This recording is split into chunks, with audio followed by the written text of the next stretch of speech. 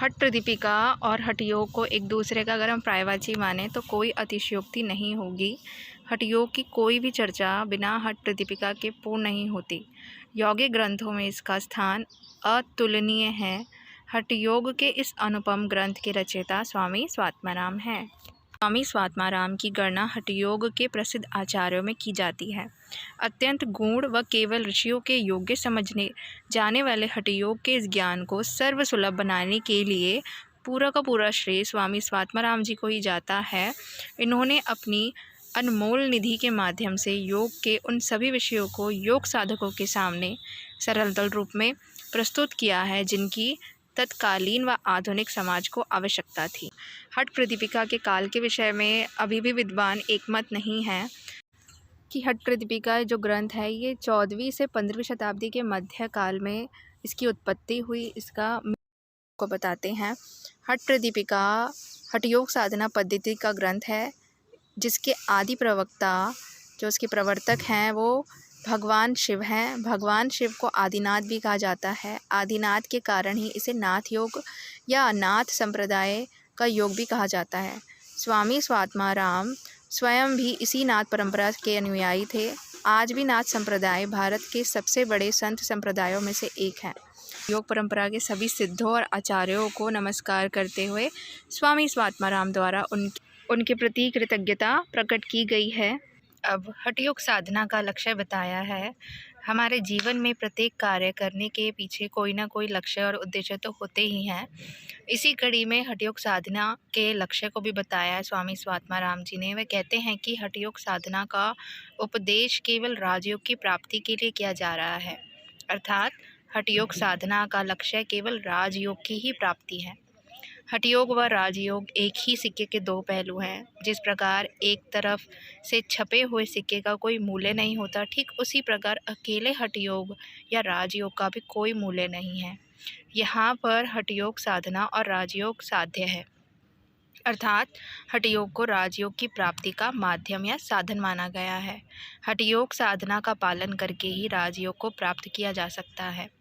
इसके अतिरिक्त राजयोग को प्राप्त करने का कोई अन्य साधन नहीं है। अब आगे हठ प्रदीपिका में योग के कितने अंग हैं, जैसे घेरण संहिता में सप्तांग योग की बात की गई, ऐसे ही हठ योग प्रदीपिका में चतुरांग योग की बात की गई है। स्वामी स्वात्माराम ने हठ प्रदीपिका के 5 उपदेशों के माध्यम से योग के 4 अंगों का वर्णन किया है। वे हैं आसन, प्राणायाम, मुद्रा और नादानुसंधान। अब हम जानते हैं आसन क्या है। हठ प्रदीपिका के पहले उपदेश में स्वामी स्वात्माराम योग के प्रथम अंग अर्थात आसन की वो चर्चा करते हैं और उनमें वो 15 आसनों का उपदेश करते हैं। इन सभी आसनों में से सिद्धासन को उन्होंने सबसे सर्वश्रेष्ठ आसन माना है। फिर बात आती है कुंभक अर्थात प्राणायाम की।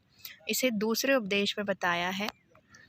दूसरे उपदेश में कुंभक की चर्चा की गई है। यहाँ पर 8 कुंभकों का वर्णन है। यहाँ पर प्राणायाम को ही कुंभक कहकर संबोधित किया गया है। इन सभी कुंभकों में केवल कुंभक को सबसे सर्वश्रेष्ठ और प्राणायाम माना गया है। बात करेंगे मुद्रा की।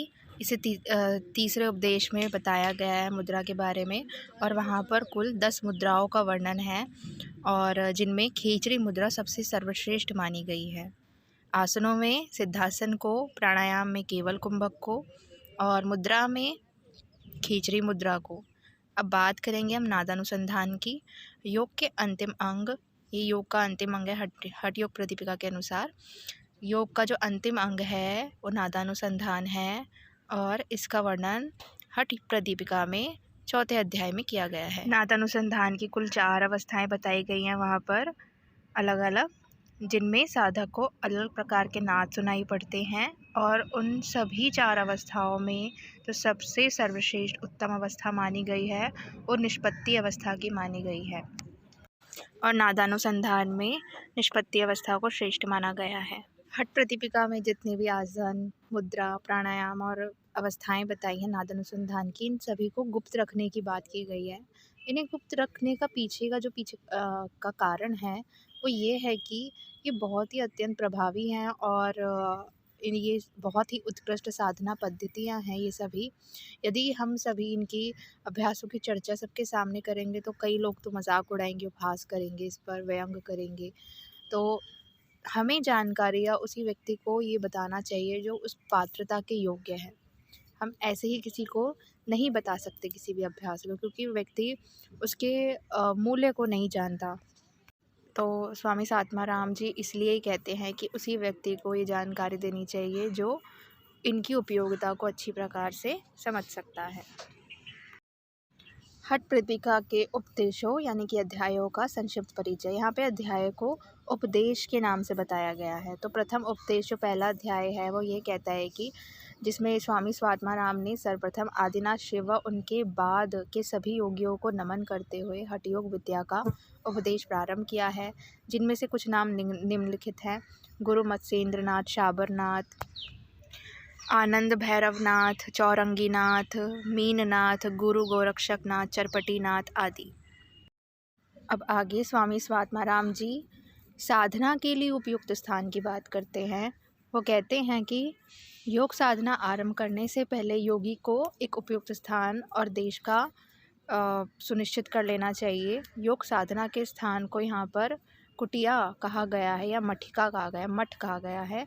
हठ योगी को एकांत स्थान में, जहाँ का राज्य यानी कि वहाँ का जो देश है वो अनुकूल हो, धार्मिक हो, धन धान्य से भरपूर हो, संपन्न हो, जहाँ किसी तरह का कोई उपद्रव नहीं होता हो, ऐसी जगह पर साधक को एक कुटिया बनाकर रहना चाहिए।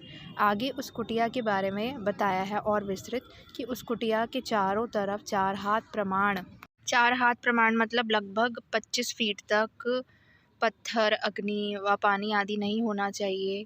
उसकी जो दीवार हो वो छोटी हो, कोई छिद्र या बिल ना हो, ज़मीन समतल यानी ऊंची नीची नहीं होनी चाहिए, ज़्यादा बड़ा स्थान ना हो, गोबर से लीपा हुआ हो, साफ और स्वच्छ हो, कीड़े रहित हो। उसके बाहर मंडप, यज्ञ वेदी, कुआं आदि से संपन्न होने चाहिए। साथ ही कुटिया के चारों तरफ दीवार बनी होनी चाहिए ताकि कोई जंगली जानवर या पशु अंदर ना आ सके। तो इस प्रकार उन्होंने अभ्यास का स्थान बताया है, अभ्यास कैसा हो, कैसे विघ्न रहित होना चाहिए वह स्थान। अब स्वामी स्वात्माराम जी यहाँ पर साधक और बाधक तत्वों का वर्णन करते हैं। वे कहते हैं कि हठ प्रदीपिका में योग साधना में बाधक व साधक तत्वों का वर्णन किया गया है, जिनमें से बाधक तत्वों का त्याग करके साधक तत्वों का पालन करने का उपदेश वो करते हैं। जब हम अभ्यास करते हैं या योग में आगे बढ़ते हैं तो उस टाइम पर बहुत से विघ्न यानी कि बाधक तत्व मार्ग में आते हैं। तो वो बाधक तत्व क्या क्या हैं उनके बारे में बताया है स्वामी स्वात्माराम जी ने। फिर ऐसे ही कौन कौन से, जब आप साधना में आगे बढ़ते हो, योग मार्ग पे आगे बढ़ते जाते हो, तो ऐसे ही कुछ साधक तत्व भी हैं जिनका वे वर्णन करते हैं। तो सबसे पहले बाधक तत्वों को बताते हैं स्वामी स्वात्माराम जी। कहते हैं कि योग साधना में बाधा उत्पन्न करने वाले 6 बाधक तत्व हैं। एक योगी साधक को बाधा पहुंचाने वाले इन सभी बाधक तत्वों से बचना चाहिए। वो तत्व निम्नलिखित हैं। पहला बाधक तत्व है अत्याहार यानी कि अधिक भोजन करना। दूसरा प्रजल्प यानी कि अत्यधिक बोलना। प्रयास अत्यधिक परिश्रम करना। नियम ग्रह यानी कि नियम पालन में कठोरता। जंग संग यानी कि अत्यधिक लोगों से संपर्क करना। चंचलता मन का अत्यधिक चंचल होना। योग साधना में सफलता प्राप्त करने की इच्छा रखने वाले साधक को चाहिए कि बाधा उत्पन्न करने वाले इन सभी तत्वों से वह दूर रहे। बाधक तत्व के बाद यहाँ पर साधक तत्व का वर्णन करते हैं। साधक तत्व भी 6 बताए गए हैं जो योग साधना में सहयोग करते हैं। योगी द्वारा इन साधक तत्वों का पालन करने से साधना में सफलता प्राप्त होने में आसानी हो जाती है। ये साधक तत्व निम्न हैं: उत्साह, साहस, धैर्य, तत्वज्ञान, दृढ़ निश्चय, जनसंग परित्याग।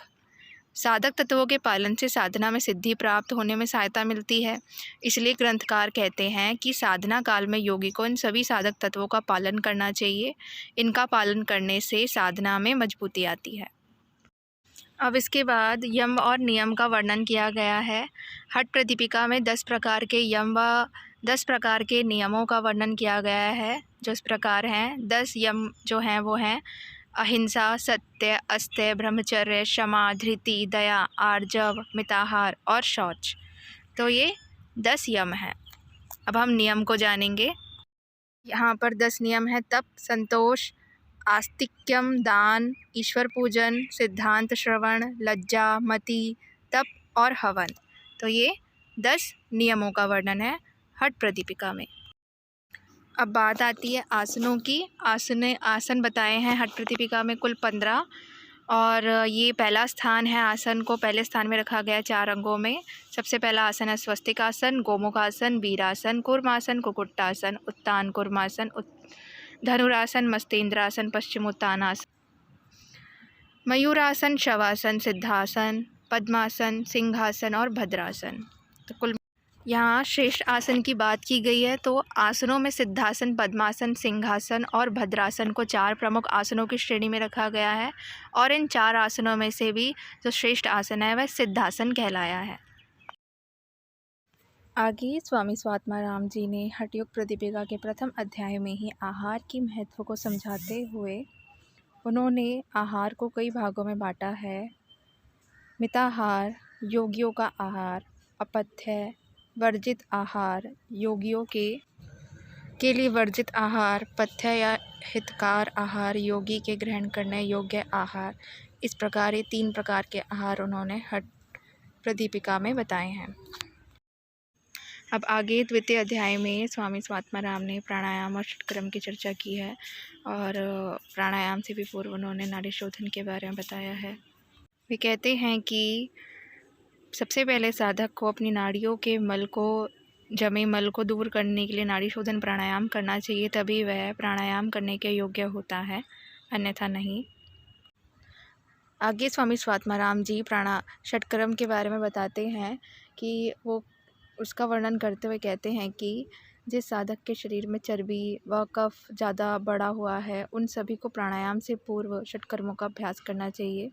जिनके वात, पित्त व कफ आदि दोष संतुलित हैं, उन्हें षटकर्म करने की कोई आवश्यकता नहीं है, यहाँ पर विशेष रूप से बताया उन्होंने। और आगे वो षटकर्म का उपदेश करते हुए कहते हैं कि वो 6 क्रियाएँ कौन कौन सी हैं, जैसे धौती, बस्ती, नेति, त्राटक, नौली और कपालभाति। घेरण संहिता में षटक्रम के अंतर्गत 4थे स्थान पर नौली क्रिया का वर्णन किया गया है और 5वें स्थान पर त्राटक का, लेकिन हठ प्रतिपिका में 4थे स्थान पर त्राटक का और 5वें स्थान पर नौली क्रिया को रखा गया, यानी कि अपोजिट कर दिया यहाँ पे उन्होंने। प्रतिपिका के अनुसार अष्टकुंभक हैं सूर्यभेदी, उज्जाई, शीतकारी, शीतली, भस्त्रिका, भ्रामरी, मूर्छा और प्लावनी। इस प्रकार ये अष्टकुंभक बताए गए हैं हठ प्रतिपिका के अनुसार। तृतीय अध्याय में मुद्राओं का उपदेश दिया गया है। कुंडलिनी शक्ति को जागृत करने के लिए मुद्राओं के अभ्यास को बहुत उपयोगी माना है। कुल 10 मुद्राओं का वर्णन हठ प्रतिपिका में मिलता है। महामुद्रा, महाबंध, महावेद, खेचरी, उड्डयन बंध, मूल बंध, जालंधर बंध, विपरीत करनी, वज्रोली और शक्ति चालिनी। इन सभी मुद्राओं में जो खेचरी मुद्रा है उसको सर्वश्रेष्ठ मुद्रा माना गया है।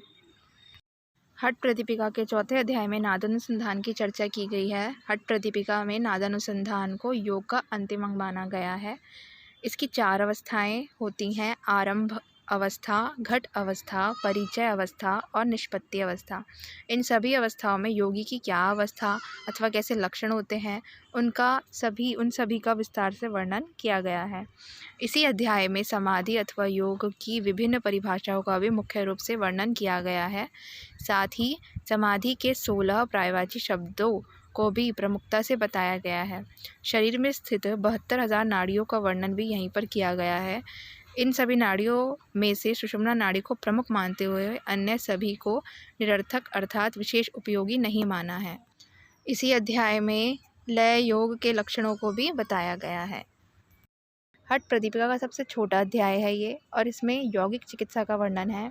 इस 5वें अध्याय में स्वामी स्वात्माराम ने गलत विधि से योग क्रिया करने पर उत्पन्न होने वाले रोगों का उपचार करने का उपदेश किया है कि किस प्रकार उपचार किया जा सकता है। इसमें मुख्य रूप से वात, पित्त व कफ का शरीर में स्थान व उनके कार्यों का वर्णन किया गया है। इसके बाद वात, पित्त व कफ से होने वाले रोगों की संख्या बताते हुए वे कहते हैं कि वात के असंतुलित होने पर 80 प्रकार के रोग होते हैं, पित्त के असंतुलित होने पर 40 प्रकार के व कफ के असंतुलित होने से 20 प्रकार के रोग उत्पन्न होते हैं। आगे के श्लोकों में उन सभी दोषों को शांत करने के उपायों व रोगों की यौगिक चिकित्सा का वर्णन वे करते हैं। तो इस प्रकार हमने हठ प्रतिपिका के संक्षिप्त परिचय को जाना। धन्यवाद।